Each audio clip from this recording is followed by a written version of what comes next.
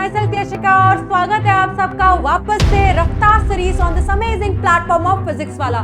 तो उस रफ्तार को पकड़ ली थी हमने और हम पहुंच चुके हैं एंडोमेम्ब्रेन सिस्टम पर। So now today will start कि व्हाट इज एंडोमेम्ब्रेन सिस्टम। सो बच्चों, एंडोमेम्ब्रेन सिस्टम में जो सबसे पहले हम बात करेंगे कि चीज क्या है।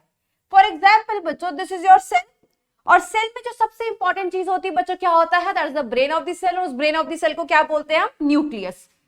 सो न्यूक्लियस है हमारे पास ये, बट न्यूक्लियस हमारा कैसा होता है, न्यूक्लियस हमारा डबल मेम्ब्रेन होता है और जो उसकी आउटर मेम्ब्रेन होती है ना, that is continuous with one organelle और उस ऑर्गेनेल का नाम क्या है बच्चों, ईआर, जो नेटवर्क की तरह प्रेजेंट होता है। तो ये हमने क्या बना लिया बच्चों, ईआर। और ये जो हमने गोला वाला पार्ट बनाया था ये हमारा क्या था, ये हमारा था न्यूक्लियस। तो न्यूक्लियस की जो बच्चों आउटर मेम्ब्रेन होती है ना, that is continuous with the endoplasmic reticulum.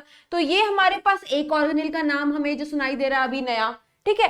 अब एंडोप्लाज्मिक रेटिकुलम क्या करता है बच्चों, इसके पास होते हैं राइबोसोम्स। तो राइबोसोम्स क्या बोलते हैं बच्चों, प्रोटीन फैक्ट्री बोलते हैं। तो ये क्या बनाता है, प्रोटीन्स बनाता है और इन सबको किस फॉर्म में निकालता है, ये वेसिकल्स के फॉर्म में। वेसिकल्स क्या है बच्चों, वेसिकल्स मतलब बैग। जिस बैग के अंदर प्रोटीन हो गया वो प्रोटीन का बैग बन जाएगा, है ना। और ये वेसिकल्स के अंदर और क्या हो सकता है, ईआर और क्या बनाते हैं, लिपिड बनाते हैं। But what ever the form बच्चों, चाहे वो लिपिड बनाए चाहे वो प्रोटीन बना, that is not processed, that is not finished. तो वो प्रोसेसिंग के लिए कहा जाता है। ये सब प्रोसेस होने के लिए जाते हैं दूसरे सेल ऑर्गेनेल के पास जिसका नाम क्या है, जिसका नाम है गोल्जी। ये हमने क्या ड्रॉ कर दिया, गोल्जी। अब गोल्जी क्या करता है, इन वेसिकल्स को क्या करता है, मैच्योर कराता है, प्रोसेस कराता है। तो ये निकालता है फिर बड़े बड़े वेसिकल्स, इनको हम क्या बोलते हैं, मैच्योर वेसिकल्स। तो बच्चों ये मैच्योर वेसिकल्स कहां से निकले, गोल्जी से। बट ये आए कहां से थे इनिशियली, ये आए थे हमारे ईआर से। That means you can see that ER और गोल्जी का जो काम है आपस में कोऑर्डिनेटेड है। अब ये गोल्जी ने निकाले वेसिकल्स, जिस वेसिकल्स में एंजाइम्स हो वो क्या बन जाता है, लाइसोसोम्स। और जो वेसिकल्स में वेस्ट प्रेजेंट हो वो तुम्हारा क्या कहलाता है, वैक्यूल। तो यहां से तुम्हें तीन चीज देखने को मिली। एक तो तुम्हें मिली कि ईआर ने बनाया प्रोटीन से लिपिड और वो प्रोसेस होने के लिए कहां गए, हमारे गोल्जी के पास गए। गोल्जी ने निकाली दो चीज, एक जिसके अंदर एंजाइम था वो क्या है, लाइसोसोम्स वाला बैग, एक जिसके अंदर वेस्ट प्रोडक्ट था वो क्या है, वैक्यूल वाला बैग। तो overall you can see one ER, one Golgi, एक आपका लाइसोसोम और एक आपका वैक्यूल। इनके आपस में जो फंक्शंस है बच्चों, that is coordinated, that is linked. ये मिलजुल करके काम कर रहे हैं, इनके फंक्शंस एक दूसरे पे डिपेंडेंट है। ऐसे सिस्टम को हम क्या बोलते हैं बच्चों, endomembrane system. So what we can write in endomembrane system, that functions of four cell organelles are coordinated manner में वर्क करते हैं, इसीलिए ऐसे सिस्टम को हम बोलते हैं एंडोमेम्ब्रेन सिस्टम। और वो कौन से चार ऑर्गेनेल है बच्चों, वो जो चार ऑर्गेनेल है that is, we will write it over here, endoplasmic reticulum, Golgi बोल सकते हो, गोल्जी बॉडी बोल सकते हो, गोल्जी कॉम्प्लेक्स बोल सकते हो, गोल्जी एपैरेटस बोल सकते हो। और हमने उधर क्या लिखा है, लाइसोसोम लिखा है एंड इधर हमने लिखा है वैक्यूल। फिर एक और इंपॉर्टेंट चीज जो बच्चों आपने याद रखनी है कि इनके पास मेम्ब्रेन कितने होते हैं। बच्चों हमने पहले भी डिस्कस किया हुआ है, डबल मेम्ब्रेन कौन कौन से हैं, सिंगल मेम्ब्रेन कौन कौन से हैं। So if you remember, we know that ये जो सारे के सारे हमने चार ऑर्गेनेल्स लिखे हैं, they are bounded by a single membrane. That means इनके पास कितनी मेम्ब्रेन है, सिर्फ एक membrane, they are not double membrane structure, ठीक है। इनके अलावा बच्चों क्वेश्चन में भगवान भी उतर करके बोले ना यार इनके अलावा कोई और एंडोमेम्ब्रेन सिस्टम का पार्ट है ना बच्चा, ना, सिर्फ यही चार ऑर्गेनेल्स आपको याद रखने हैं which forms एंडोमेम्ब्रेन सिस्टम। हमारी एनसीईआरटी में कुछ एग्जांपल्स लिखे हुए हैं। फॉर एग्जांपल माइटोकॉन्ड्रिया के बारे में उन्होंने लिखा हुआ है, माइटोकॉन्ड्रिया, क्लोरोप्लास्ट लिखा हुआ है और परऑक्सीजोम लिखा हुआ है। परऑक्सीजोम माइक्रोबॉडीज का टाइप होता है, पढ़ना है इसे बाद में। ये तीनों do not form endomembrane system. वैसे तो एनसीईआरटी ने इन तीनों का ही नाम लिखा है बच्चों, बट तुम्हें जो मैं बता रही हूं आपने याद रखना है कि इन चारों के अलावा कोई भी ऑप्शन में दिया जाए, they do not form the part of endomembrane system. सिर्फ यही चार ऑर्गेनिल्स बनाते हैं एंडोमेम्ब्रेन सिस्टम का पार्ट। और कितनी मेम्ब्रेन होती है बच्चों इनके पास? एक एक मेम्ब्रेन। ये तो हमने अभी पढ़ा है सिर्फ कि कौन कौन सा ऑर्गेनिल एंडोमेम्ब्रेन सिस्टम का हिस्सा है। Now we gonna talk about all the 4 organelles in detail. So the very first organelle which we're gonna talk about, that is endoplasmic reticulum. बच्चों इसके नाम में देखो रेटिकुलम आ रहा है। रेटिकुलम का मतलब क्या होता है? रेटिकुलम का मतलब क्या होता है बच्चों? रेटिकुलम का मतलब होता है नेटवर्क। जैसे हम बना रहे थे ना, हमने ऐसे ऐसे ड्रॉ किया था, तो वो क्या बना रहा है? That is forming a network. तो हम अपना डायग्राम बनाते हैं सुंदर सा। सबसे पहले तो अगर आपसे पूछा जाए इसकी लोकेशन कहाँ होगी, तो हमें पता है कहां पर मिलेंगे, ये मिलेंगे न्यूक्लियस के सराउंडिंग में। क्यों? क्योंकि ये किसके कंटिन्यूअस होते हैं? ये आउटर मेम्ब्रेन के कंटिन्यूअस होते हैं। देखो network like, can you all see? Yes, ये देखो नेटवर्क लाइक, ठीक है। सो ये क्या है हमारा एंडोप्लाज्मिक रेटिकुलम, ये क्या है हमारा outer membrane of nucleus, outer membrane of nucleus, ठीक है। अब क्या होता है बच्चों, ये जो हमने पार्ट बनाया है ना, ये जो पार्ट हमने बनाया है ईआर का, दैट इज सिस्टर्ने।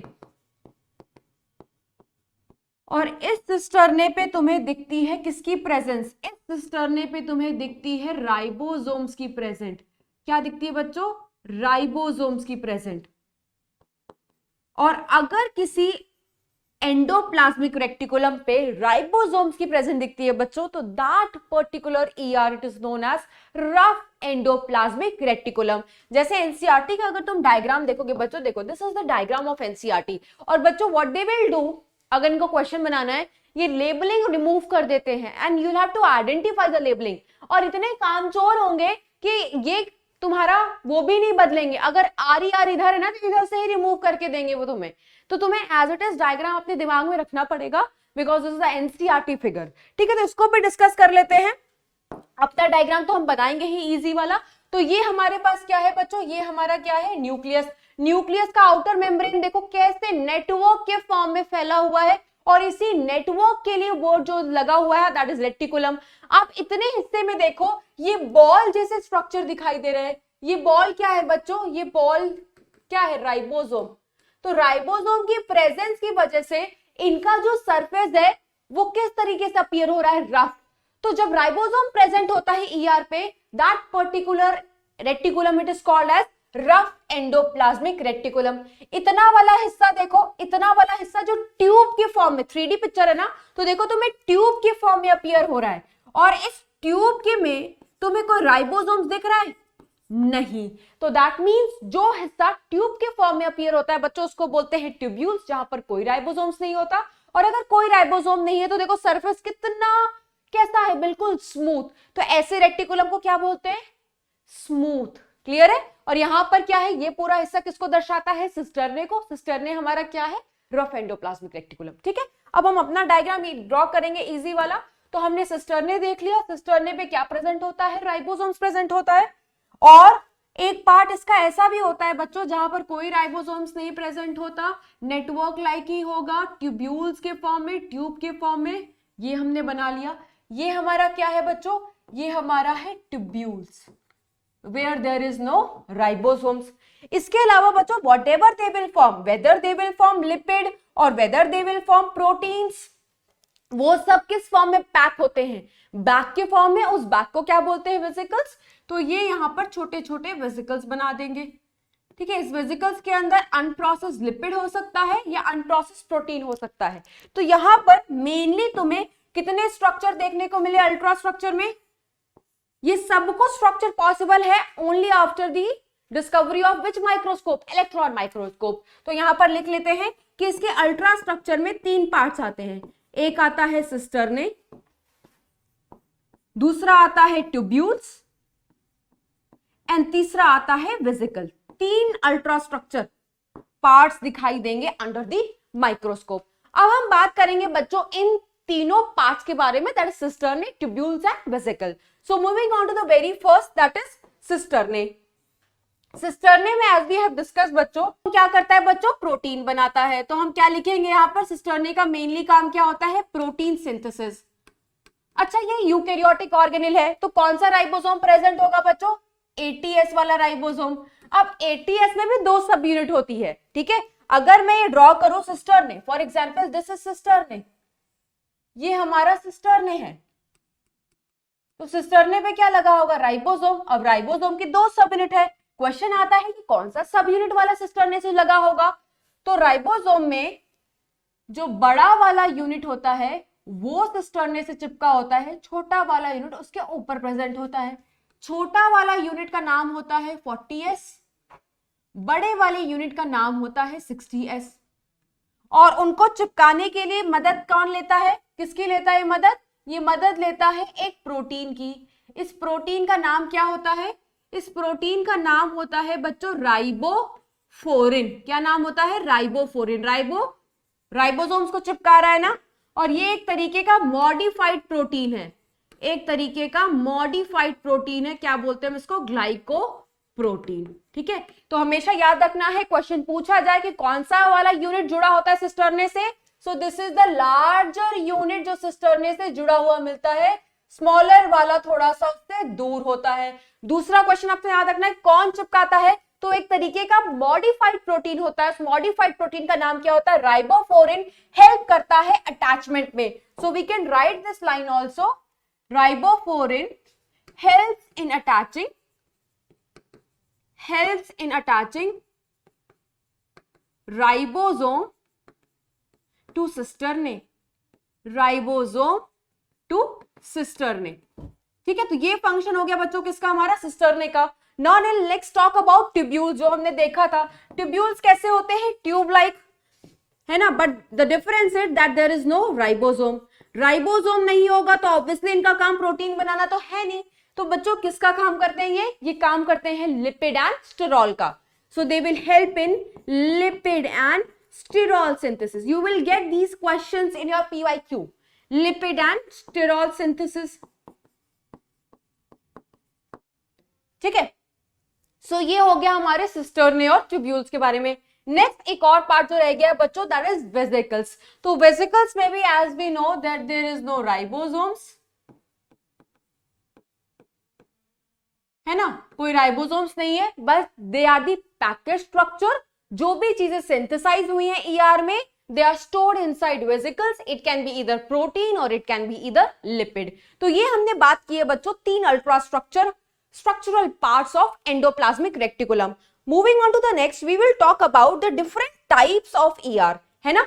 बट उससे पहले एक पढ़ेंगे बहुत important note point. And what is that note point, ER divides the intercellular space into 2 distinct compartments. ये क्वेश्चन भी आता है कि ऐसा कौन सा सेल ऑर्गेनेल है जो इंटरसेल्युलर स्पेस को 2 हिस्से में डिवाइड कर देता है, that is luminal compartment and extra luminal compartment. इसका क्या मतलब है, चलो आओ वापस से डायग्राम पर जिक्र करते हैं.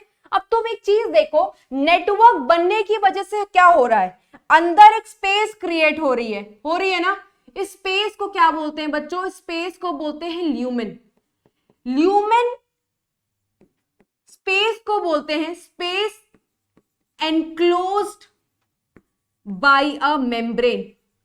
खाली जगह is called as lumen. But वो खाली स्पेस को कौन सराउंड करना चाहिए, वो खाली स्पेस को सराउंड करने के लिए प्रेजेंट होना चाहिए एक मेम्ब्रेन. तो देखो ये खाली स्पेस है पूरा, और इसके सराउंडिंग में कौन है, सिस्टर्ने की मेम्ब्रेन. तो हमारा जो ER होता है उसने इस पूरे स्पेस को 2 कंपार्टमेंट से डिवाइड कर दिया है. ये हमारा क्या हो गया, अंदर वाला space, that is a luminal compartment. और जो ये बाहर वाला स्पेस है बच्चों, ये हमारा क्या हो गया बच्चों, एक्स्ट्रा ल्यूमिनल कंपार्टमेंट. ल्यूमेन वाला स्पेस ल्यूमिनल कंपार्टमेंट, ल्यूमेन के बाहर वाला स्पेस एक्स्ट्रा ल्यूमिनल कंपार्टमेंट. तो देखो यहां पर लिखा भी हुआ है बच्चों कि ल्यूमिनल कंपार्टमेंट में क्या आता है, it is the internal space enclosed by ER membrane as we have discussed. और एक्स्ट्रा ल्यूमिनल में क्या होता है, it is the space present outside the ER in the cytoplasm. मतलब सिस्टरने का अंदर वाला हिस्सा, ट्यूब्यूल के अंदर वाला खाली हिस्सा that is called as lumen, उसके बाहर वाले हिस्से को हम क्या बोलेंगे, एक्स्ट्रा ल्यूमेन। ये बहुत इंपॉर्टेंट है, जो क्वेश्चन पूछा जाता है।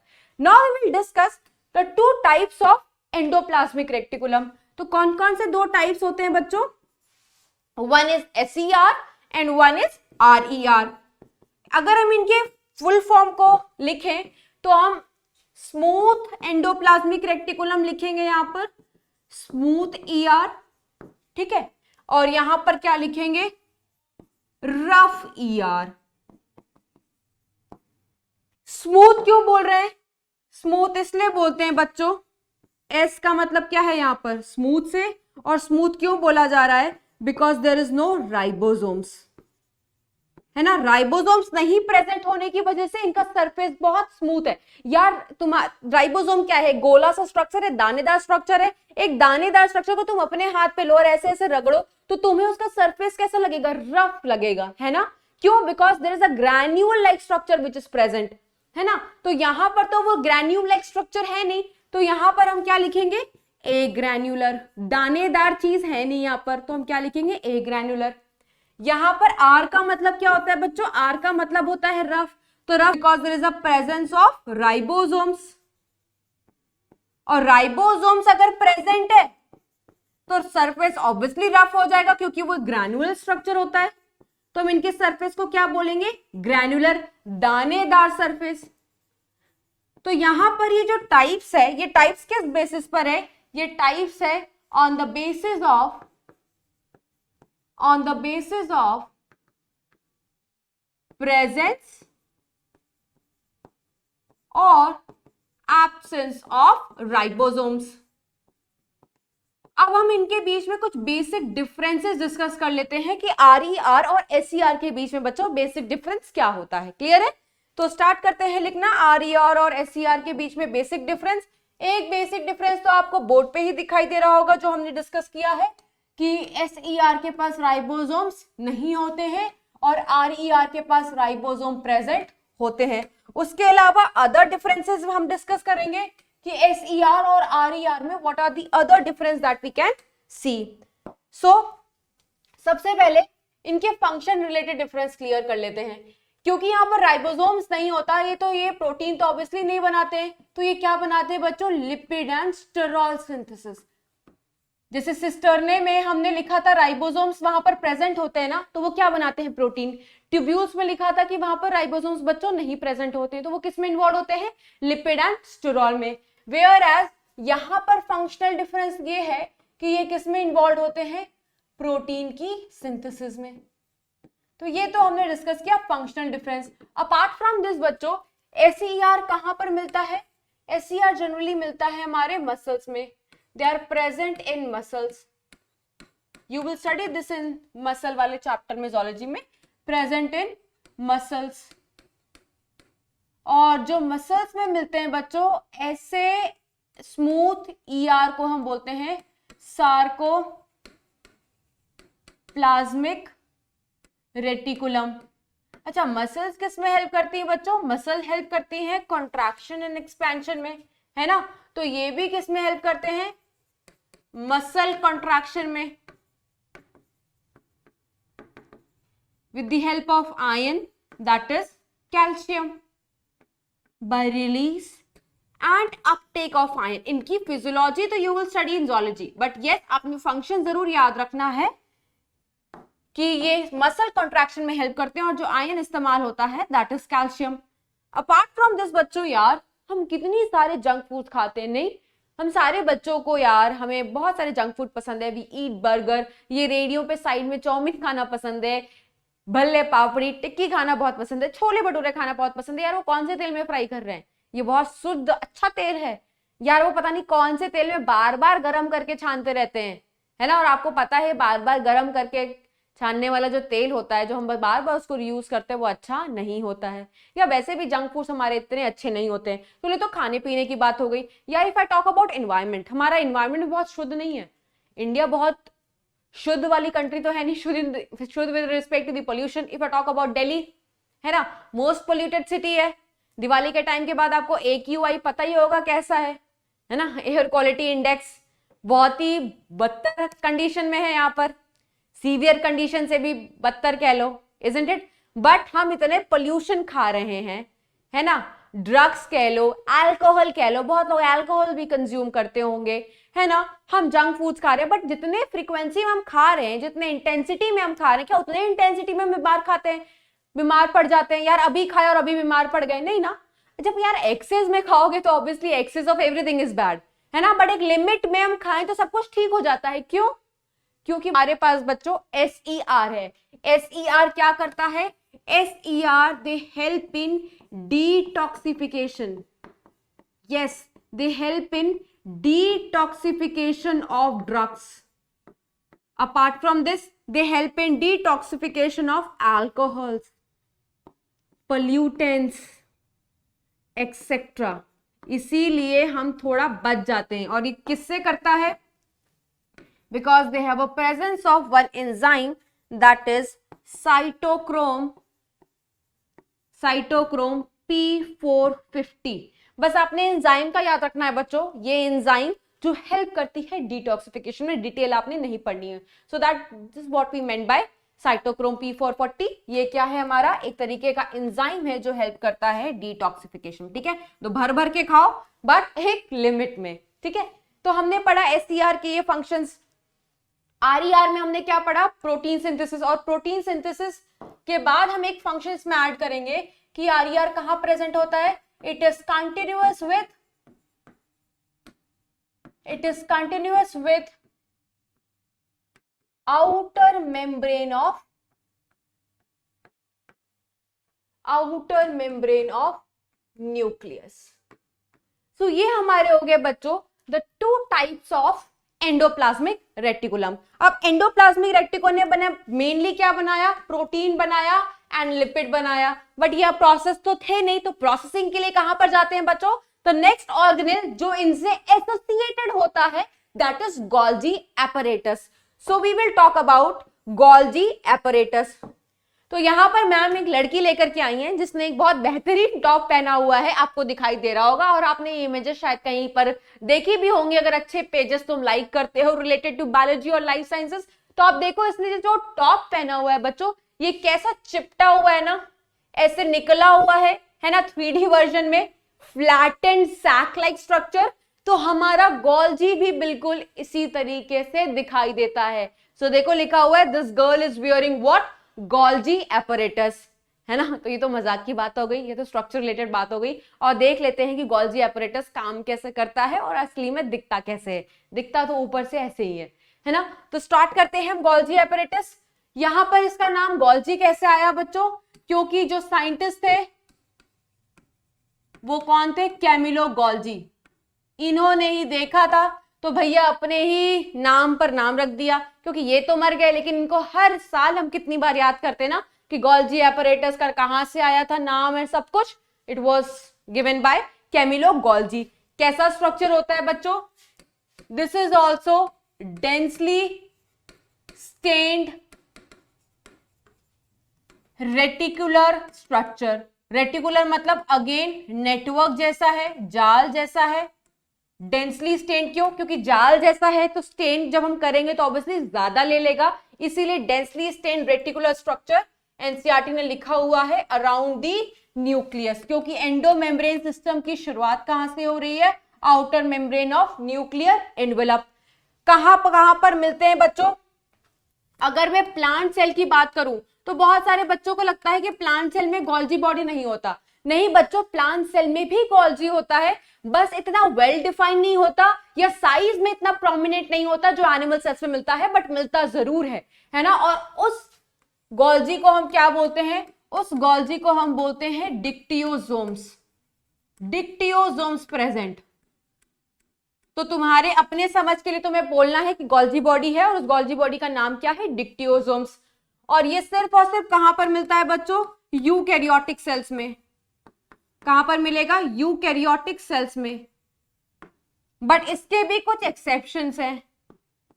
व्हाट इज द एक्सेप्शन बच्चों? क्योंकि एक्सेप्शन से ही क्वेश्चन आते हैं। ये कहां पर नहीं मिलता है? Number 1, you will not see Golgi apparatus in mature sieve tubes. क्योंकि मेच्योर सीव ट्यूब में न्यूक्लियस ही नहीं होता, डीजेनरेट हो जाता है। You will not see Golgi body in mature mammalian RBCs, वही रीजन है क्योंकि ये भी मेच्योरिटी में अपना न्यूक्लियस डीजेनरेट कर देते हैं। और कहानी देखने को मिलेगा sperms of bryophytes and pteridophytes. Bryo and pterido क्या होते हैं बच्चों? They are lower plants. इनके जो मेल गैमीट्स होते हैं ना, इनको स्पर्म्स बोलते हैं, जहां पर तुम्हें गोल्जी बॉडी की प्रेजेंस देखने को नहीं मिलेगी। तो ये 3 एक्सेप्शंस है यूकैरियोटिक सेल्स के जहां पर गोल्जी नहीं मिलता है। और ये तो हमें पता ही है बच्चों कि ये प्रोकैरियोटिक सेल्स में भी नहीं मिलेगा। They are absent in prokaryotic cells, they are absent in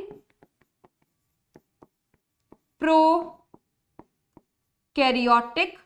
sales. ठीक है, क्योंकि प्रोकैरियोटिक सेल के पास जो इकलौता सेल ऑर्गेनेल हम कह सकते हैं मिलता है, दैट इज राइबोसोम, जिसके पास कोई मेम्ब्रेन प्रेजेंट नहीं होती है। So this was all about Golgi apparatus. और ये लड़की जो कपड़ा पहनी हुई है वो भी किसकी तरह दिखाई देता है? That is Golgi apparatus. तो अब असली वाला स्ट्रक्चर देख लेते हैं। ये देखो, ये भी देखो कैसा सा है, फ्लैटेंड सैक लाइक स्ट्रक्चर। और इसी तरीके का डायग्राम हमने प्रीवियस स्लाइड पे भी देखा था। तो ये 3D इमेज है। ये कैसी इमेज है बच्चों? 3D इमेज है ना। जब तुम्हें इसको ड्रॉ करना है तो तुम 2D में कैसे ड्रॉ करोगे? सिर्फ ऊपर वाला हिस्सा बनाओगे जो तुम्हें बाहर से दिखाई दे रहा है, जो तुम्हें बाहर से दिखाई दे रहा है ना, सिर्फ तुम्हें वही ड्रॉ करना है ना। बिकॉज हम आर्टिस्ट तो है नहीं, तुम इस तरीके से ड्रॉ कर सकते हो बस। ठीक है, तो हम समझते हैं इस डायग्राम को बच्चों। ये जो फेस है इसको क्या लिखा हुआ है? ये लिखा हुआ है बच्चों सिस फेस, है ना। ये कहां से आ रहा है? ये वाला जो तरफ है ना गोल्जी का, ये किससे लगा हुआ है? ईआर से। ईआर किससे लगा हुआ है? न्यूक्लियस से। तो ऑब्वियसली जो ईआर वेसिकल्स बना रहा है, देखो यहां पर क्या लिखा हुआ है? Incoming transport vesicles. और ये वेसिकल्स कहां से आ रहे हैं बच्चों? They are coming from endoplasmic reticulum. So obviously ये मेच्योर नहीं है। तो ये मेच्योर होने के लिए एंट्री कहां मारेंगे? ये एंट्री मारेंगे गोल्जी के अंदर। जिस तरफ से ये एंट्री मारते हैं गोल्जी के अंदर, उस तरफ का नाम क्या है? Cis face. दैट मींस जब ये वेसिकल इससे स्ट्राइक करेगा, ये वाली जो तरफ है गोल्जी की हमेशा नई बनती रहेगी। इसीलिए इसको और क्या बोलते हैं? इसको बोलते हैं फॉर्मिंग फेस। क्या बोलते हैं बच्चों? Forming face. और इसको ये अपीयर किसकी तरह होता है? कॉन्वेक्स की तरह। आपने पढ़ा होगा फिजिक्स में कॉन्वेक्स एंड कॉन्केव, तो इसलिए इसको कॉन्वेक्स फेस भी बोलते हैं। ठीक है, अब ये देखो, ये जो भी वेसिकल्स कहां से आ रहा है बच्चों? कहां से आ रहा है? ईआर से आ रहा है। इसके अंदर लिपिड हो सकती है और प्रोटीन हो सकती है। किस पर्पस के लिए आ रहा है? बॉडिफिकेशन के लिए। याद कर लो, इतनी बार रिपीट करोगे ना तुम लोग को याद हो जाए, है ना। तो ये एंट्री मारता जाएगा सिस्टर्ने के थ्रू। ये जो फ्लैटेंड सैक लाइक स्ट्रक्चर हमने ड्रॉ किया है ना, चिपटा हुआ, जैसा भी डायग्राम भी देखा था, तो इसको क्या बोलते हैं बच्चों? इसको बोलते हैं सिस्टर्ने। अच्छा, यहां पे भी सिस्टर्ने है, वहां पे भी सिस्टर्ने था, तो फिर डिफरेंस क्या है बच्चों? यहां के सिस्टर्ने में तुम्हें राइबोसोम नहीं दिखाई देगा। There is no ribosome. और अगर यहां पर कोई राइबोसोम नहीं है, दैट मींस यहां का सिस्टर्ने किससे रिजेंबल खा रहा है? यहां का सिस्टर्ने रिजेंबल खा रहा है SER से, that is smooth endoplasmic reticulum. ठीक है, तो ये सिस्टर्ने से होता हुआ मेच्योर होता चला जाएगा और अल्टीमेटली तुम देखो, ये क्या बन रहा है? ये वेसिकल बना, ये वेसिकल पिंच ऑफ हो रहा है, टूट रहा है। देखो नया बना था, इसको क्या लिखा हुआ है? Newly forming vesicle. और एक टाइम पर ये पिंच ऑफ हो करके टूट करके बाहर आ जाएगा। और इनकी साइज देखो कितनी बड़ी है, क्योंकि ये सारे के सारे क्या हैं बच्चों? ये सारे के सारे मेच्योर वेसिकल्स हैं, है ना, जिनकी जहां पे भी जरूरत होगी, क्योंकि इसमें क्या होगा? प्रोटीन्स होगा, तो इस प्रोटीन को कहीं भी जाना होगा तो वो ट्रांसपोर्ट किया जा सकता है, भेजा जा सकता है, निकाला जा सकता है। और निकालने को क्या बोलते हैं हम? सिक्रीशन। इसीलिए इनको देखो क्या लिखा हुआ है? Secretory vesicles. तो हम इनको मेच्योर वेसिकल बोल सकते हैं या सिक्रीटरी वेसिकल्स बोल सकते हैं। दैट मींस गोल्जी का जो ये वाला साइड है, ये कैसा साइड है? मेच्योर साइड है ना। तो हम इसको क्या बोलेंगे? हम इसको बोलेंगे मेच्योर फेस। इसके अलावा हम इसको बोलते हैं ट्रांस फेस, और इसके अलावा हम इसको बोलते हैं कॉनकेव फेस। अगर इसमें एंजाइम भरा होगा इस वाले वेसिकल में, तो they can directly act as suicidal bag, that is lysosome. ठीक है बच्चों, तो ये स्ट्रक्चर की पार्ट थी। और साइड में थोड़ा बहुत स्ट्रक्चर रिलेटेड चीज लिख लेते हैं। फॉर एग्जाम्पल हम बात करते हैं सिस्टरने के। किसकी बात करते हैं? सिस्टरने के। तो सिस्टरने अभी हमने देखा, एक पॉइंट हमने वहां पर लिखा हुआ है, लेट्स राइट इट। सिस्टरने में there is no ribosome, that means they resemble SER, that smooth endoplasmic reticulum। क्या होते हैं ये? दे आर फ्लैटेंड, चिपटे हुए हैं ना, they are flattened sac like structure, bag like structure है जो चिपटा हुआ है, फ्लैटेंड। और इनका जो बच्चों नंबर होता है ना, वो नंबर वेरी कर सकता है। जैसे यहां पर अगर तुम देखोगे तो हमने कितना सिस्टर ने बनाया है, 1 2 3 4 5 6 है ना। तो number can very, it can go from 4 to 8 generally. और इन केस ऑफ फंजाई बच्चों, इन case of fungi only one सिस्टरने is present, only one सिस्टरने is present. और ऐसे सिस्टरने वाले गोल्जी को हम क्या बोलते हैं? यूनिसिस्टर्नल गोल्जी। यूनि का मतलब क्या हो गया बच्चों? यूनि का मतलब हो गया वन। तो जब गोल्जी में एक ही सिस्टरने मौजूद हो, तो that particular Golgi is called as unicisternal, which is there in case of fungi. ठीक है, तो नंबर विल वेरी। तो ये हमने किसकी बात की है बच्चों? ये हमने बात की है कि हमारा सिस्टरने कैसा होता है, हमारा सिस्टरने कैसा होता है। नेक्स्ट वेसिकल्स की अगर हम बात करें, वेसिकल्स की अगर हम बात करें, लिख लेते हैं यहां पर वेसिकल्स। तो वेसिकल्स किधर से मिलता है? वेसिकल मिलता है मैच्योर तरफ से, है ना, ट्रांसफेज की तरफ से। And they may directly behave as, they may directly behave as lysosomes, lysosomes. Why? Because they contain enzymes. Clear है? इनको गोल्जियन वेसिकल्स भी बोल सकते हैं क्योंकि गोल्जी के सिक्रीशन से बना है। इनको मेच्योर वेसिकल्स भी बोल सकते हैं क्योंकि दे आर ऑलरेडी प्रोसेस्ड। ठीक है, तो ये हो गया स्ट्रक्चर रिलेटेड थिंग। नेक्स्ट हम बात करेंगे बच्चों गोल्जी के फंक्शंस। तो सबसे पहले अगर हम एनसीईआरटी को डिस्कस करें, तो एनसीईआरटी में सबसे पहले जो हमारी लाइन लिखी होती है, दैट इज गोल्जी का काम क्या होता है मेरे बच्चों? गोल्जी का काम होता है प्रोसेस करवाना। ठीक है, प्रोसेसिंग करवाएगा किसके? जो भी लिपिड और प्रोटीन हमारे कहां से आ रहे हैं? ईआर से आ रहे हैं। इसके बाद उनको कराता है पैकेज, और पैकेज कराने के बाद उनका क्या कर देता है? ट्रांसपोर्ट।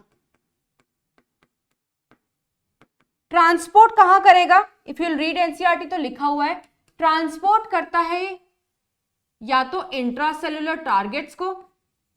इंट्रा का मतलब क्या होता है बच्चों? इंट्रा का मतलब होता है विद इन। इंट्रा का मतलब क्या होता है? इंट्रा का मतलब होता है within. That means cell के अंदर अगर उन प्रोटीन और लिपिड की जरूरत है तो वो सेल के अंदर भेज देगा जहां पे भी उसको जरूरत है, या उसको कर देगा सेल से बाहर। तो सेल से बाहर जाने को क्या बोलते हैं? Secretion. So we can write it is secreted out of the cell, है ना। दैट मीन्स एक फंक्शन जो हम और ऐड कर सकते हैं कि Golgi also help in secretion. तो सबसे पहले जो हमने पॉइंट लिखा वो क्या लिखा? प्रोसेस। किसकी प्रोसेसिंग करेगा? जो वेसिकल्स कहां से आ रहे हैं?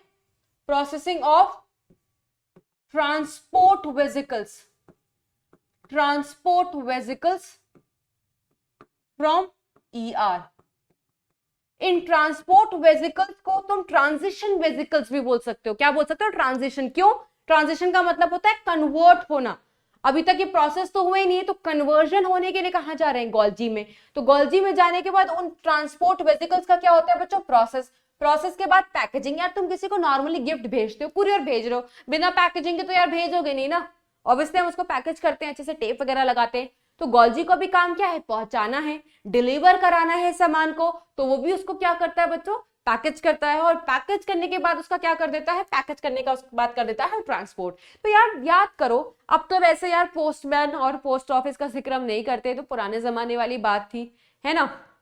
तो चिट्ठियां तो हम लिखते नहीं है क्योंकि अब हम हो गए हैं बहुत स्मार्ट, और हमसे ज्यादा स्मार्ट हो आप, है ना। अब तो स्मार्टफोन्स भी आ गए हैं, तो हम तो अब करते हैं सोशल नेटवर्किंग साइट पर मैसेजिंग, है ना, व्हाट्सएप पर मैसेजिंग। या लेकिन पुराने टाइम पर हम क्या लिखते थे, चिट्ठी, है ना, डाकिया, सुना होगा, देखा होगा मूवीज में। तो वो चिट्ठियां आती थी, भेजते थे, तो पोस्ट ऑफिस में जाती थी, पोस्ट मास्टर उसको उठाता था, पोस्टमैन जिसको हम कहते हैं, और वो जगह जगह पहुंचाता था क्योंकि उस पर एड्रेस स्पेसिफिकली लिखा होता था। तो हमारे सेल के पास भी एक पोस्टमैन था बच्चों, एक पोस्ट ऑफिस था जो एक पर्टिकुलर सामान को उसको अपने टारगेट लोकेशन से पहुंचाता था, और वो कौन है, वो है हमारा गॉल्जी। इसीलिए हम गॉल्जी को क्या बोलते हैं, हम गॉल्जी को पोस्ट ऑफिस या पोस्टमैन ऑफ द सेल बोलते हैं, पोस्टमैन ऑफ द सेल। ठीक है, ये चीज याद रखनी है आपने। ठीक है, इसके अलावा बच्चों इसका काम क्या होता है, इसका काम होता है एक्रोसोम बनाना। क्या बनाना, एक्रोसोम। अच्छा, अब एक्रोसोम क्या है बच्चों, आपको ये तो पता होगा कि स्पर्म प्रोड्यूस होता है ह्यूमन मेल में, तो स्पर्म जो होता है उसका होता है हेड, है ना, ये क्या है, हेड है स्पर्म का। This is sperm, the male gamete of human male. तो मेल के स्पर्म में बच्चों हेड के एकदम टिप पर प्रेजेंट होता है एक्रोसोम। ये एक्रोसोम मॉडिफाइड गोल्जी है। क्या होता है ये acrosome, acrosome is a modified Golgi. So ये क्यों गोल्जी मॉडिफाई हुआ एक्रोसोम बनाने के लिए, बच्चों स्पर्म को कहां जाना होगा, स्पर्म को जाना पड़ता है एग के पास। किस पर्पस के लिए, फर्टिलाइज करने के लिए, क्योंकि बच्चों जब तक फर्टिलाइजेशन नहीं होगी जाइगोट नहीं बनेगा, और जाइगोट नहीं बनेगा तो हम कैसे बनेंगे यार, क्योंकि जाइगोट के डिवीजन से तो हम बने हैं। तो कैसे होगी फर्टिलाइजेशन यार, एग मेम्ब्रेन को पहले करना पड़ता है डाइजेशन, और डाइजेशन के लिए तुम्हें क्या चाहिए, एंजाइम्स। वो एंजाइम्स कौन देता है, ये एक्रोसोम। ये हेड पे लगा हुआ है, ये फटाफट जाएगा किसके पास, एग मेम्ब्रेन के पास, यहां से एंजाइम सिक्रीट करेगा, एग मेम्ब्रेन को डिसॉल्व करेगा। और आपने बहुत सारी वीडियोस देखी होंगी, जैसे ही एग मेम्ब्रेन डिसॉल्व होती है स्पर्म अंदर एंट्री मार जाता है खटाक से। क्लियर है, तो मॉडिफाइड गोल्जी है क्यों, क्योंकि ये सिक्रीट करता है enzyme, secrete enzyme for digestion of egg membrane. और ये करके क्या करता है, it facilitates the process of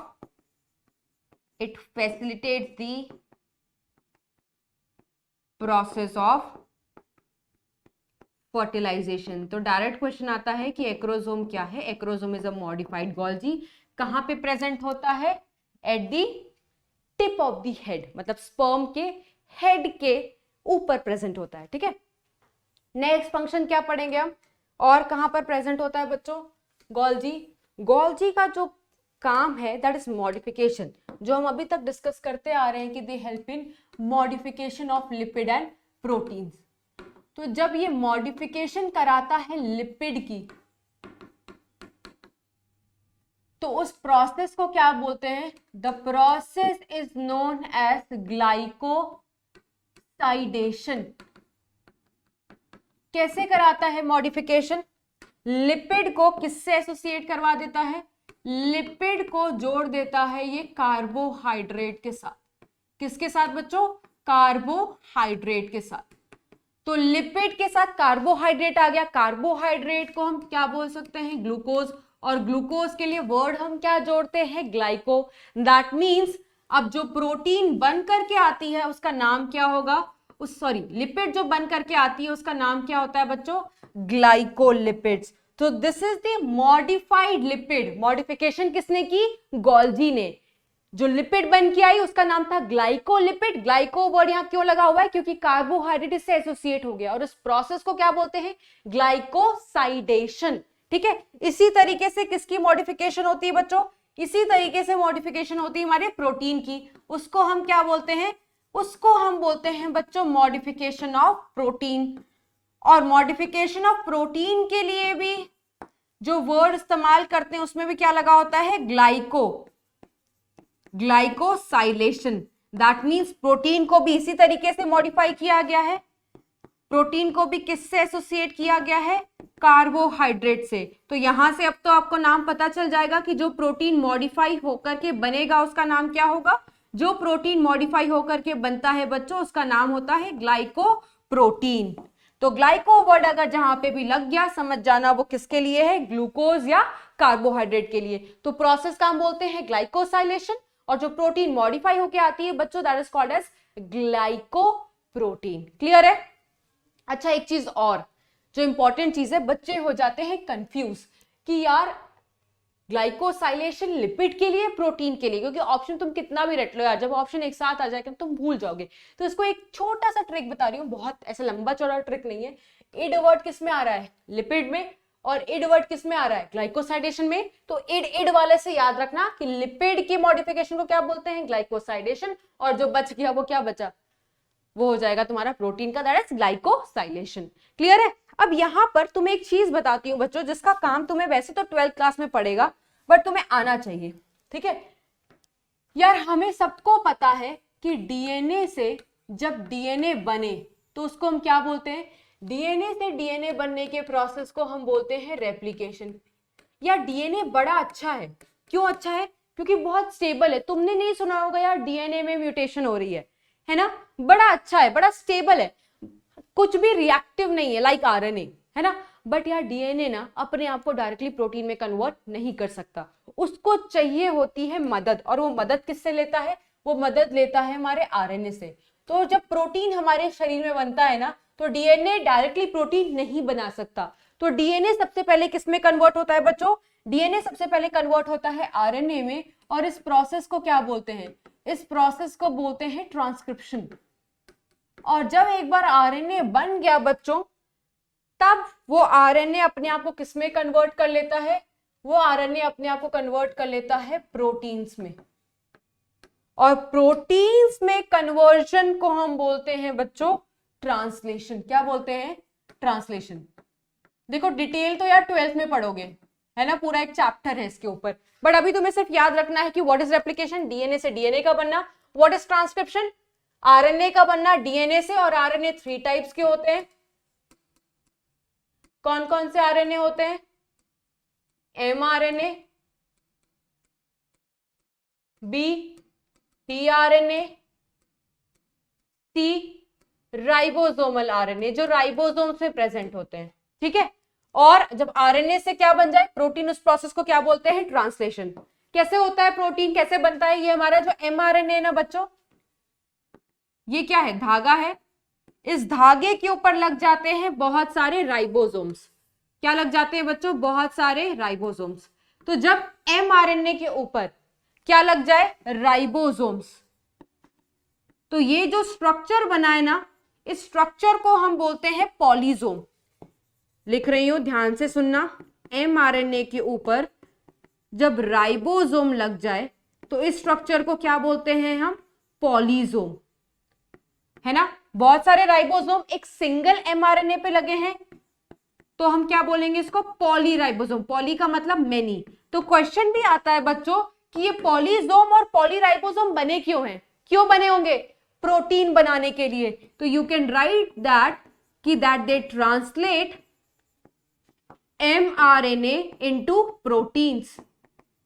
और इस प्रोसेस को हम क्या बोलते हैं? ट्रांसलेशन। तो याद रखना, हमारे शरीर में प्रोटीन तब तक नहीं बन सकता जब तक डीएनए से आरएनए ना बने और आरएनए से राइबोसोम ना चिपके, क्योंकि राइबोसोम का चिपकना बहुत जरूरी है for the formation of protein. तो यहां से जो हमें मोटा मोटा एक बात समझ में आ रहा है कि बच्चों प्रोटीन कब बनेगा? ट्रांसलेशन के बाद। और प्रोटीन बनने के बाद उसको करेंगे हम मॉडिफाई। बाद के लिए हम क्या बोलते हैं?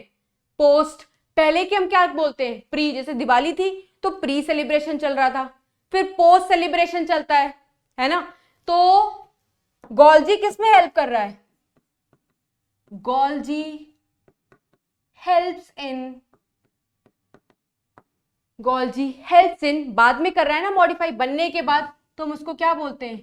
Post translational, post translational modification of proteins. Translation का मतलब प्रोटीन का बनना, पोस्ट का मतलब है ट्रांसलेशन होने के बाद प्रोटीन्स को मॉडिफाई करना। So that is done by which cell organelle, ये क्वेश्चन आता है बच्चों, एंड आई गेस ये रिसेंटली PYQ 2-3 साल पहले पूछा भी हुआ है कि पोस्ट ट्रांसलेशनल मॉडिफिकेशन कौन कराता है। So that is done bye Golgi. ये सारा पार्ट तुम्हें लग रहा होगा नया है, ऑब्वियसली नया है, 11th में दिया भी नहीं हुआ है, ये तुम्हें पढ़ना है 12th में, बट बेसिक इतना तुम्हें पता होना चाहिए कि प्रोटीन का फंक्शन है क्या, प्रोटीन बनता है, उसके बाद मॉडिफाई कौन कराता है उसको, गोल्जी कराता है। ठीक है बच्चों, तो ये हमारे हो गए गोल्जी के फंक्शंस। अच्छा, एक क्वेश्चन भी पूछती हूं मैं आपसे, देखो 2 तरीके के क्वेश्चंस आ सकते हैं। अगर क्वेश्चन पूछा जाए कि पोस्ट ट्रांसलेशनल कौन करता है, तो what you will mark, post translational के लिए तुम मार्क करोगे गोल्जी। बट अगर क्वेश्चन आ गया कि को ट्रांसलेशनल मॉडिफिकेशन कौन करता है, को ट्रांसलेशनल मॉडिफिकेशन, तो घूम मत जाना, कौन करता है को ट्रांसलेशनल मॉडिफिकेशन ऑफ प्रोटीन। एक काम करते हैं, होमवर्क दे देती हूं, है ना, this is your homework, her slide में एक होमवर्क मिलेगा, मिल सकता है ना, और आपको अब ढूंढ के लाना है बच्चों, आपको जवाब देना है। आई विल सी किस बच्चे ने सही जवाब दिया है एक्सप्लेनेशन के साथ। ठीक है, सो नेक्स्ट लेक्चर में ये चीज ध्यान रखना, we will discuss this thing. ठीक है, चलो कुछ और लिखते हैं फंक्शंस ऑफ गोल्जी। गोल्जी का जो और फंक्शन है बच्चों, दैट इज, ये क्या करती है, ये म्यूसिलेज सिक्रीट करती है, दे सिक्रीट म्यूसिलेज, कहां पर, रूट टिप पर। क्यों, सो दैट कि लुब्रिकेशन प्रोवाइड कर सके, क्योंकि अगर लुब्रिकेशन प्रोवाइड नहीं करेंगे तो रूट हो जाएगा, जब रूट एंट्री मारेगा, पेनिट्रेट करेगा सॉइल के अंदर, तो इतने हार्ड होने की वजह से वो टूट सकता है ना, तो वो टूटने से बच सके, उसकी पेनिट्रेशन थोड़ी स्मूथ और सॉफ्ट हो सके। या जैसे यार दरवाजे जब आवाज करने लगते हैं ना, आवाज नहीं आती दरवाजे जब जब बंद होते, तो हम क्या करते हैं यार, ऑयल डाल देते हैं, क्योंकि ऑयल क्या करता है, लुब्रिकेट करता है, उसको स्मूथ बना देता है, आवाज कम आने लगती है। सिमिलरली रूट टिप को स्मूथ बनाने के लिए, लुब्रिकेशन प्रोवाइड करने के लिए, root tips they are rich in Golgi bodies. So what we got right, secrete mucilage for lubrication of root tips, root tips. तो ये सब आपने याद रखना है बच्चों, these are some of the important functions of Golgi body. तो Golgi body ने बनाएगा वेसिकल्स, है ना, अब वेसिकल्स के अंदर एंजाइम्स हो तो they will act as lysosome, waste हो तो they will act as vacuoles. So the next endomembrane system which we will discuss, that is lysosomes. Lysosomes यार बच्चों 9th क्लास से पढ़ते हुए आ रहे हो, इसको क्या बोलते हैं, इसको बोलते हैं suicidal bags.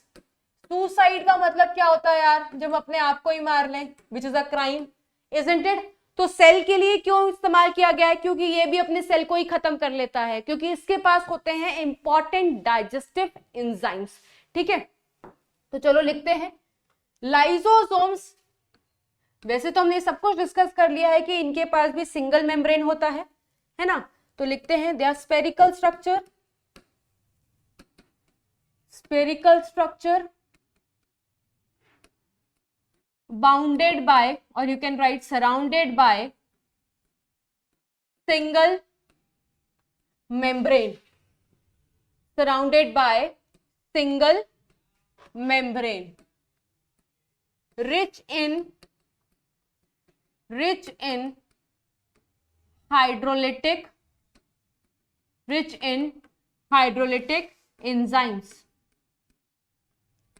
They contain which kind of enzyme? They contain enzymes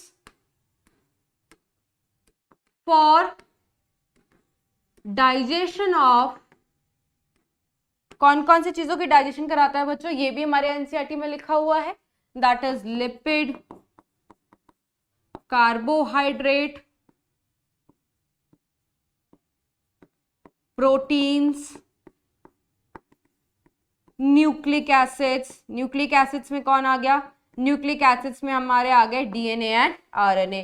तो एक छोटा सा सुसाइडल बैग ड्रॉ कर लेते हैं, this is your suicidal bag, है ना। इस सुसाइडल बैग के अंदर क्या हो सकता है बच्चों, इस सुसाइडल बैग के अंदर होंगे 50 टाइप्स ऑफ हाइड्रोलिटिक एंजाइम्स। तो we will write that approximately 50 acid hydrolases, hydrolases. एस का मतलब क्या हो गया, एंजाइम से। एसिड क्यों लिखा हुआ है? क्योंकि जितनी भी एंजाइम्स होती हैं they work at acidic pH. So let's write the name of the enzyme. क्या क्या प्रेजेंट हो सकता है? Number 1 we can write they have lipase for the digestion of lipid.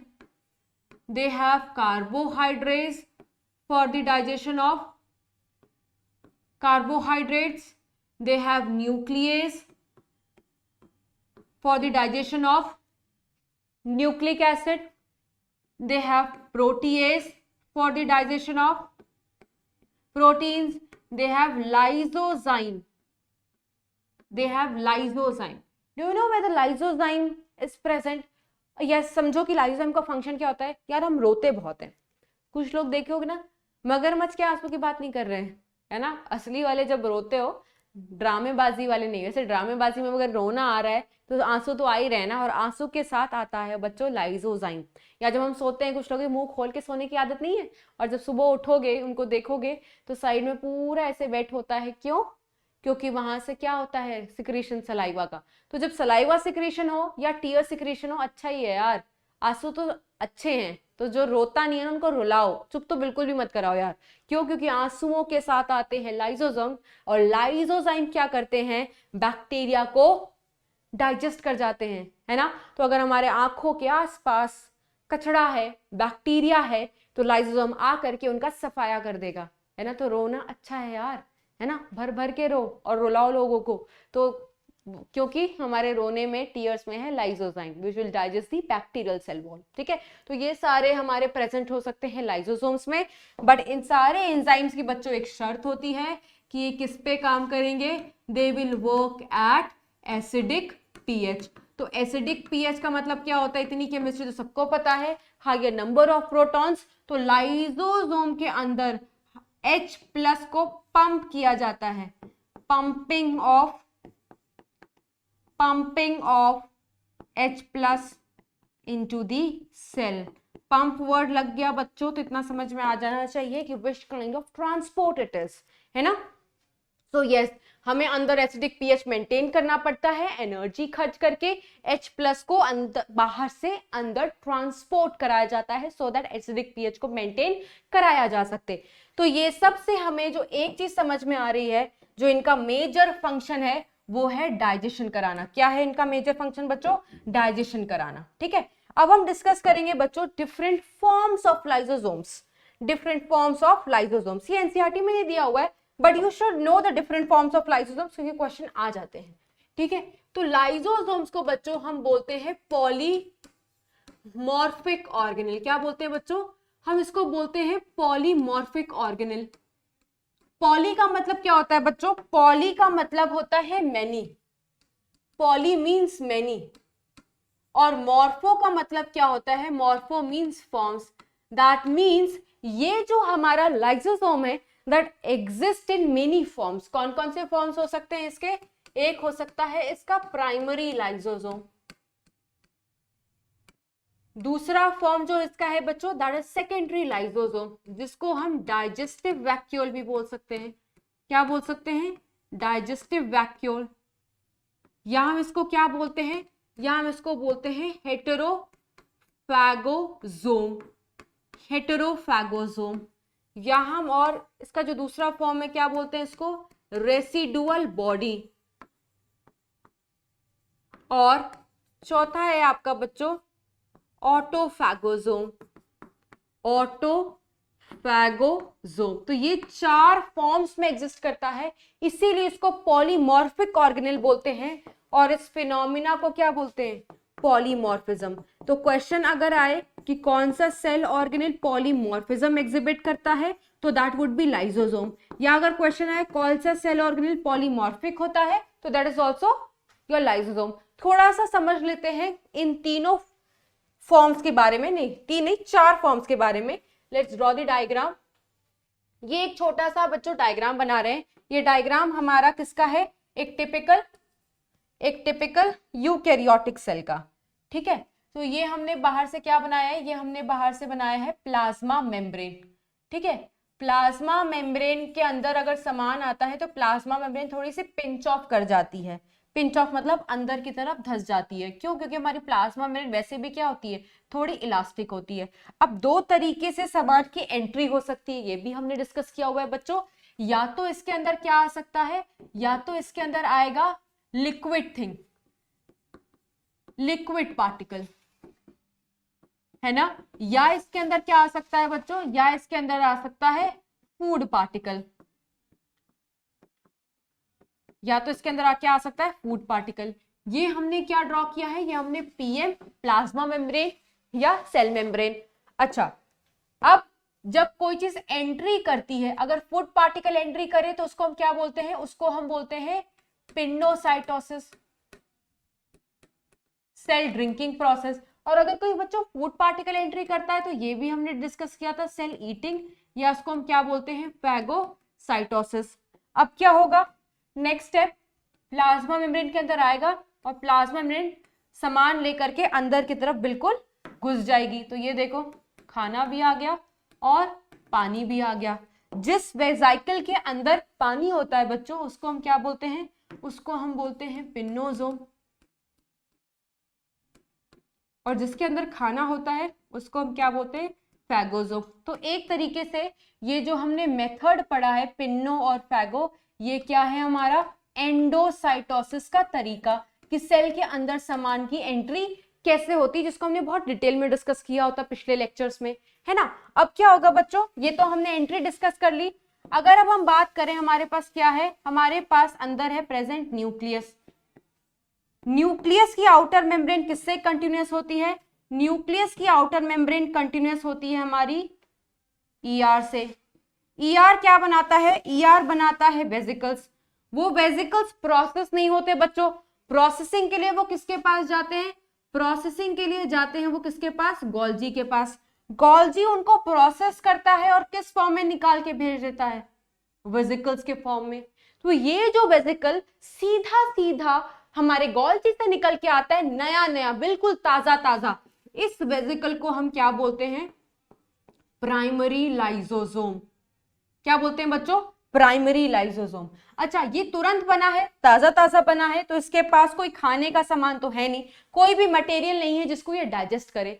That means यहां पर अभी जो इसके पास एंजाइम्स होंगी वो ऑब्वियसली एक्टिव नहीं होंगी, they would be present in inactive form. तो फटाफट लिख लेते हैं, this is a newly formed, है ना, कोई सामान है नहीं, तो जो भी इनके अंदर अभी एंजाइम्स हैं वो सारे के सारे किस फॉर्म में है, इनएक्टिव फॉर्म में।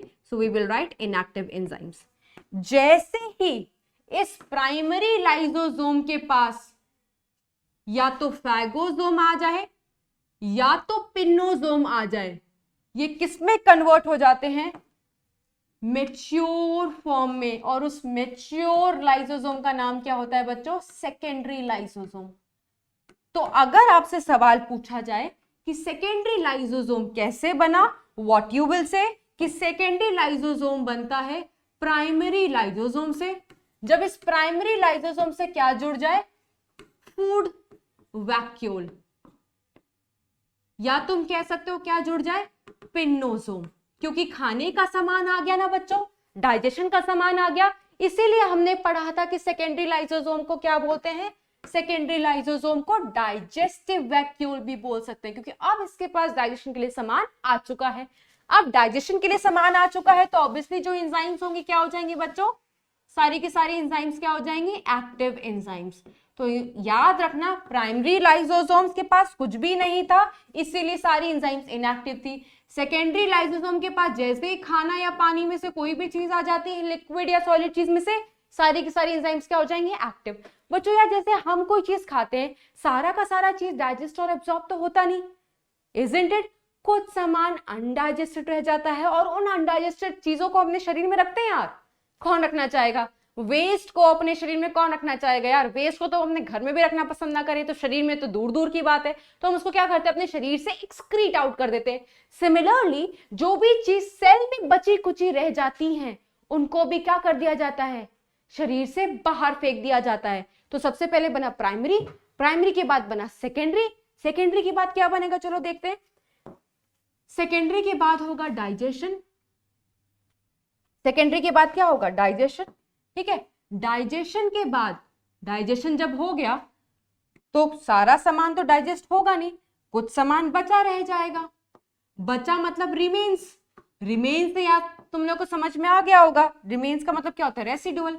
तो सेकेंडरी लाइसोसोम में जब डाइजेशन हो जाती है, जो बचा खुचा सामान रह जाता है, तो अब इसलिए इसको क्या बोलते हैं, रेसिडुअल बॉडी। तो what we can define residual body as, residual body is nothing, it is the secondary lysosome plus undigested food, undigested food.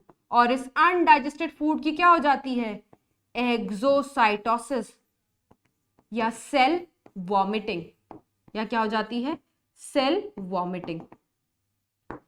ठीक है, क्योंकि अगर सेल रखेगा तो सेल को लग जाएंगी बीमारी और ओवरऑल हमें बीमारी लग जाएंगी। तो हमें बीमारी भैया बिल्कुल भी नहीं चाहिए, वेस्ट को निकालना है हमें बाहर से। तो हमने 3 डिस्कस कर लिए हैं फॉर्म्स बच्चों। प्राइमरी जो नया नया बना, प्राइमरी के बाद जैसे ही कोई सामान आया वो एक्टिव हो जाता है तो क्या बना देता है, सेकेंडरी। सारा चीज डाइजेस्ट नहीं होता, जो बचा खुचा रिमेन्स रह जाता है हम उसको क्या बोलते हैं, रेसिडुअल। रेसिडुअल का मतलब ही होता है रिमेन्स। रिमेन्स किसका, अनडाइजेस्टेड फूड का। 3 चीज हमने डिस्कस कर ली है। जो बचा है दैट इज ऑटोफैगोसोम। ऑटोफैगोसोम को हम बच्चों ऑटोफेजिक वेसिकल भी बोलते हैं। याद करो, तुम टैडपोल देखते होगे बारिशों के टाइम पर, है ना, पानी इकट्ठा हो जाता है, वहां पर टैडपोल तुम्हें दिखाई देता है। या टैडपोल क्या है, फ्रॉग का बच्चा है। फ्रॉग में तुम्हें टेल दिखाई देती है नहीं, बट टैडपोल में दिखाई देती है। तो जैसे जैसे टैडपोल मैच्योर होता है फ्रॉग में, जब ये बनता है तो टेल को डाइजेस्ट कर लिया जाता है। कौन करता है डाइजेस्ट, लाइसोसोम। तो लाइसोसोम ने अपने खुद के सेल को डाइजेस्ट कर लिया। ऑटो मीन्स सेल्फ, ठीक है। इसीलिए जो वो वेसिकल बनता है डाइजेशन के बाद दैट इज कॉल्ड एज ऑटोफैगोसोम या ऑटोफेजिक वेसिकल, जिसका बेस्ट एग्जांपल वही टैडपोल की पूंछ है जो खत्म हो जाती है जब फ्रॉग बनता है। क्लियर है। तो ये डिफरेंट टाइप्स ऑफ हमारे लाइसोसोम्स है। लाइसोसोम्स का जो मेन फंक्शन है बच्चों दैट इज डाइजेशन। कौन कराता है, जितनी भी एंजाइम्स प्रेजेंट होती हैं, और वो एंजाइम्स एक ही शर्त पर काम करती हैं जब उनको कैसा एनवायरनमेंट मिले, एसिडिक एनवायरनमेंट। एसिडिक एनवायरनमेंट बनता कैसे है बच्चों, एसिडिक एनवायरनमेंट बनता है H+ के पंपिंग से। क्लियर है, फटाफट रिवाइज भी हमने कर लिया। अब जो लास्ट पार्ट हमारा एंडोमेम्ब्रेन सिस्टम का रह गया है बच्चों दैट इज वैक्यूल्स। तो वैक्यूल है क्या, it is a spherical structure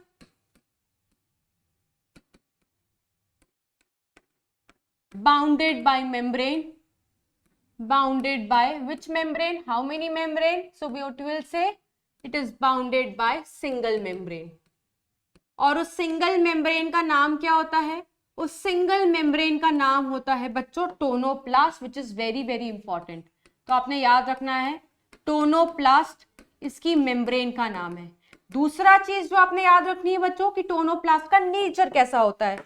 तो टोनोप्लास्ट है क्या, मेम्ब्रेन है, प्लाज्मा मेम्ब्रेन है। And as we know that plasma membrane is what, it is selectively permeable. तो सबसे पहला जो पॉइंट हम लिखेंगे सेलेक्टिवली परमिएबल। सेलेक्टिवली परमिएबल का मतलब क्या होता है, परमिएबल वर्ड है मतलब आने जाने तो देगा वो, बट किन सामान को, सॉल्वेंट तो वैसे भी आ सकता है, सिलेक्शन वर्ड लगा हुआ है, कुछ स्पेसिफिक सॉल्यूट्स को ही अंदर आने देगा, सिलेक्टिव सॉल्यूट्स को ही अंदर आने देगा। That is why we say selectively permeable. और ये अपने अंदर मटेरियल को अलाउ करता है, it allow material to pass, but कौन सा ट्रांसपोर्ट करा करके, पैसे वाला ट्रांसपोर्ट करा करके। Allow material to pass by active transport, मतलब ये खर्चा वाला मेम्ब्रेन है, ये फ्री में किसी की भी एंट्री नहीं कराएगा। It will take ATP, it will take energy, और एनर्जी वाले ट्रांसपोर्ट को हम क्या बोलते हैं, active transport.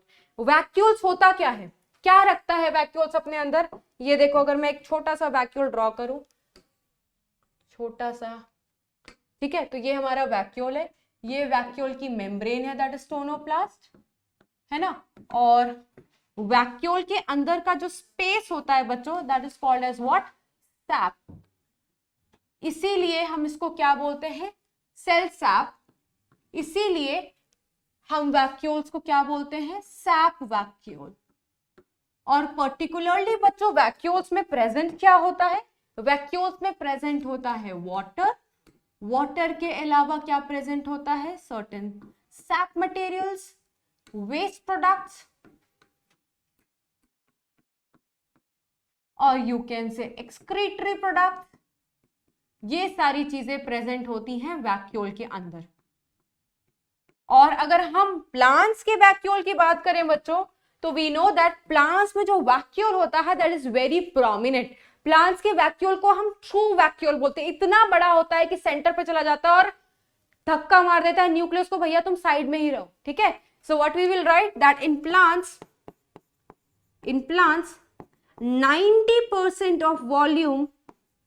90% of volume is occupied by vacuole, ठीक है। तो अब हम डिस्कस करेंगे बच्चों कि वैक्यूल के टाइप्स। तो there are 3 types of vacuole, mainly जो हम बात करते हैं, there are 3 types of vacuoles. बहुत ब्रीफ में करेंगे द 3 टाइप्स ऑफ वैक्यूल्स। कौन कौन से वैक्यूल हैं? Number 1 contractile vacuole. तो ये छोटे क्लासेस में भी पढ़ा होगा बच्चों कि कॉन्ट्रैक्टाइल वैक्यूल का काम क्या होता है। कॉन्ट्रैक्टाइल वैक्यूल जनरली कहाँ मिलता है बच्चों?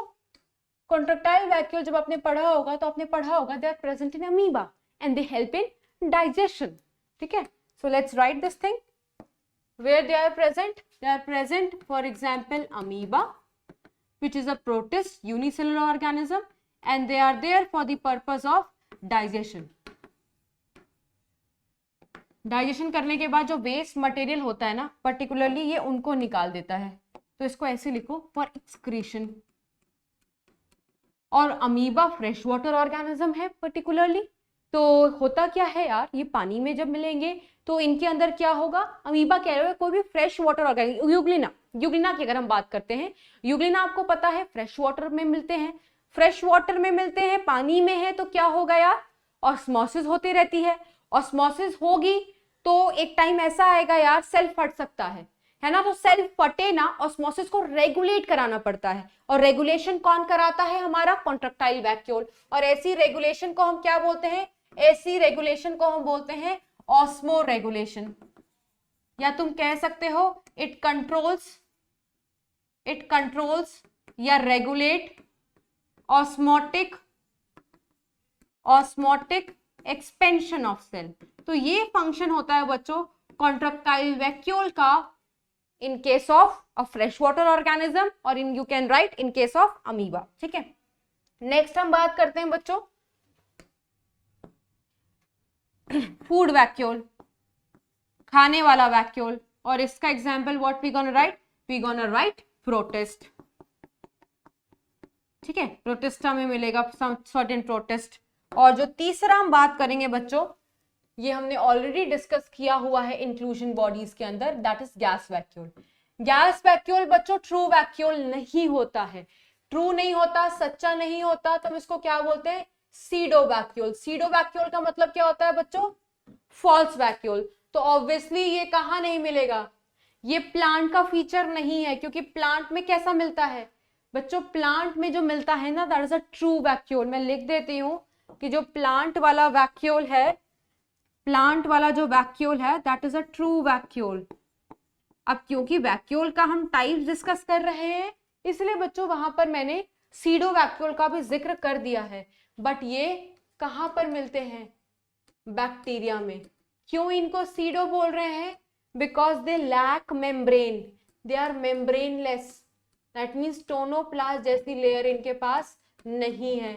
और कहाँ पे प्रेजेंट होते हैं बच्चों? ये भी हमने डिस्कस किया हुआ है बीजीए में, blue green algae that is cyanobacteria, या purple and green sulphur bacteria. और इनका काम क्या होता है? गैस भरा है ना यार, बट ये मत समझना गैस भरा है तो उड़ जाएंगे। ये गैस कहाँ इनको काम आता है? फ्लोट कराने में। और उस प्रॉपर्टी को क्या कहते हैं? उस फ्लोटिंग प्रॉपर्टी को हम कहते हैं बायंसी प्रोवाइड कराना। क्या कराना? बायंसी प्रोवाइड कराना, ठीक है।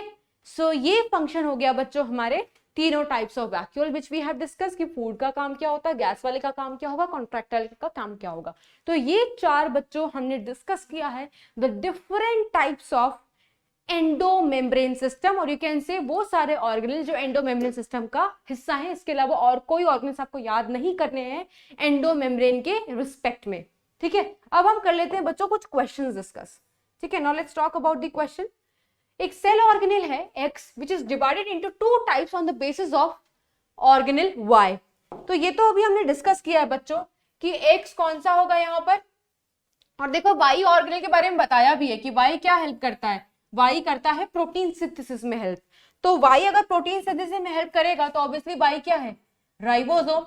और कौन सा ऑर्गेनल है जो राइबोसोम के बेसिस पे डिवाइडेड है, दैट इज ईआर। फटाफट मार्क कर लेते हैं, गोल्जी कॉम्प्लेक्स नहीं, ये वाला सही दिया हुआ है। बट अगर एक ऑप्शन में एक भी गलत हो तो पूरा का पूरा ऑप्शन गलत हो जाता है। सेकंड है ईआर इन माइटोकॉन्ड्रिया, ये तो सही दिया हुआ है बट ये गलत है, तो ये भी गलत हो जाएगा पूरा का पूरा। ER in ribosomes, yes this is right. यहां पर ये दोनों ही गलत दे रखा है। ठीक है, एक्स और वाई बताना है हमें। ठीक है, नेक्स्ट है, और अच्छा बहुत सारे बच्चों को रिस्पेक्टिवली का मतलब नहीं पता होता। रिस्पेक्टिवली का मतलब होता है बच्चों जिस सीक्वेंस से पूछा है, एक्स का पहले पूछा है तो इधर एक्स वाला देखना है, वाई का पूछा है तो सेकंड वाला वाई का होगा। रिस्पेक्टिवली का मतलब उसी रिस्पेक्ट में। ठीक है, नेक्स्ट है the surface of RER has lysosomes, नहीं, the surface of RER has ribosome. R का मतलब रफ है ना, और R stands for ribosome also, तो ऐसे करके याद रखोगे। क्लियर है। उसके बाद नेक्स्ट क्वेश्चन है बच्चों, which of the following cell organelle is responsible for the synthesis of steroids and lipids. ये तो अभी तक बच्चों आपको याद हो चुका होगा, दैट स्टेरॉइड्स एंड लिपिड्स का जो सिंथेसिस कराता है दैट इज SER। ऐसे याद रखना, S for steroids and S for SER। ठीक है, next, the last number of RER are found in the cells that are actively involved in RER। अभी मैंने बताया था राइबोसोम्स, और राइबोसोम्स क्या कराते हैं बच्चों, राइबोसोम्स हेल्प करते हैं प्रोटीन में। लिपिड नहीं होगा, स्टेरॉइड नहीं होगा। स्टेरॉइडोजेनेसिस, जेनेसिस का मतलब फॉर्मेशन, और स्टेरॉइड लिखा हो तो फॉर्मेशन ऑफ स्टेरॉइड मैंने पढ़ाया है, ये कौन कराता है, SER। ठीक है, प्रोटीन, यस ये हमारा सही हो गया, ये हमारा गलत हो गया। ठीक है, आगे बढ़ते हैं। Which of the following statement is incorrect. ठीक है, incorrect for Golgi, it is non membrane, नहीं बच्चों it is membrane bound organelle. कितनी मेम्ब्रेन होती है, एक single membrane bound organelle. It is composed of flattened sac called cisternae, yes ये तो हमने डिस्कस भी किया था, ये स्टेटमेंट सही है, बट जरूर से चेक कर लो कि बाकी दोनों गलत क्यों हैं। सिस्टर्नी रिजेंबल्स विद SER, ये तो सही है, अभी हमने पढ़ा था। क्यों, क्योंकि सिस्टर्नी के पास बच्चों कोई राइबोसोम्स नहीं होते हैं, तो obviously they will resemble with SER, क्योंकि SER के पास भी राइबोसोम्स नहीं होते, सिस्टर्नी के पास भी राइबोसोम्स नहीं होता है। फोर्थ ऑप्शन है Golgi apparatus is two faces cis and trans, yes ये भी हमने डिस्कस किया है। जहां से नए बनते हैं मैच्योर दैट इज ट्रांस, जहां से ER वाले आते हैं दैट इज सिस। ठीक है, तो जो इनकरेक्ट हो गया बच्चों that is option number A। Next है बच्चों, which of the following is common to both ER and Golgi complex. चलो देख लेते हैं क्या कॉमन है। बोथ आर डबल, गलत। They are single membrane bound. Both have cisternae, yes एक का सिस्टर्ने राइबोसोम वाला, एक का सिस्टर्ने बिना राइबोसोम वाला, ये तो सही है। बट आगे भी देख लेते हैं। Both contain their own DNA, भैया DNA तो इनके पास होता ही नहीं है। कहाँ पढ़ा हमने, पढ़ा कहीं पढ़ा है DNA, नहीं होता है। Next, both are semi autonomous, नहीं बच्चों सेमी ऑटोनोमस आप आगे पढ़ोगे कौन कौन होता है, माइटोकॉन्ड्रिया एंड क्लोरोप्लास्ट, और इन्हीं के पास अपना DNA होता है।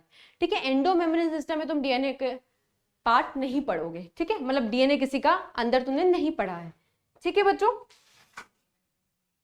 नेक्स्ट क्वेश्चन है, a number of proteins synthesized by ribosomes are present on the ER are transferred to।